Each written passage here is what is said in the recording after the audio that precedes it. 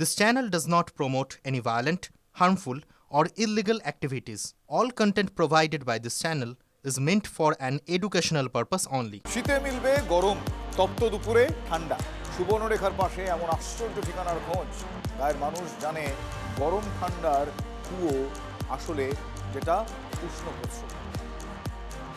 জলটা ঠান্ডার দিনে গরম থাকে আর গরমের দিনে ঠান্ডা থাকে। হ্যাঁ জলটা পান করেন? হ্যাঁ পানও করা যায়। মাটির নিচ থেকে অবিরাম উঠে আসছে স্বচ্ছ জলধারা। ঋতু পরিবর্তনের সঙ্গে বদলে যায় জলের তাপমাত্রা। পশ্চিমের পুরুলিয়ার নতুন আকর্ষণ। বাঘমুন্ডির অযোধ্যা পাহাড়ের চূড়ায় সীতাকুণ্ড ছিলই, এবার ঝালদায় খোঁজ মিলল উষ্ণ প্রস্রবণের। পাহাড়ের কোলে সুবর্ণরেখা নদী থেকে খানিকটা দূরে এই ঠিকানা। গুড়িটি গ্রামে পাথুরের চাটানের মধ্যে লুকিয়ে এক প্রাকৃতিক বিস্ময়।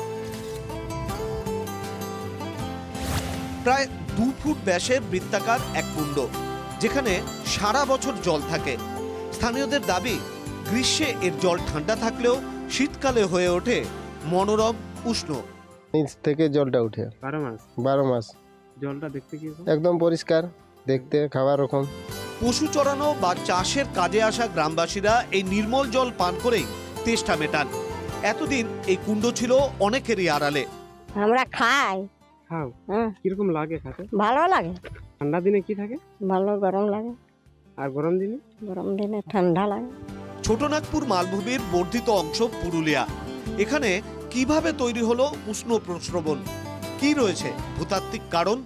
বর্ষাকালে যখন এই নর্থ পুরুলিয়া শেয়ার জোন দিয়ে জলটা মাটির ভেতরে বা ভূ অভ্যন্তরে প্রবেশ করে, তখন চাপের ফলে এর তাপমাত্রাটা বৃদ্ধি পায়। উষ্ণ প্রস্রবণের জলে রয়েছে সালফার ও নানা রকম খনিজ পদার্থ, যা নানা কাজে আসতে পারে। এলাকাবাসী চাইছেন প্রশাসন উদ্যোগ নিলে উষ্ণ প্রস্রবণকে কেন্দ্র করে পুরুলিয়ায় আরও একটি পর্যটন কেন্দ্র তৈরি হবে। নতুন পরিচয় পাবে ঝালদার গুড়িটি।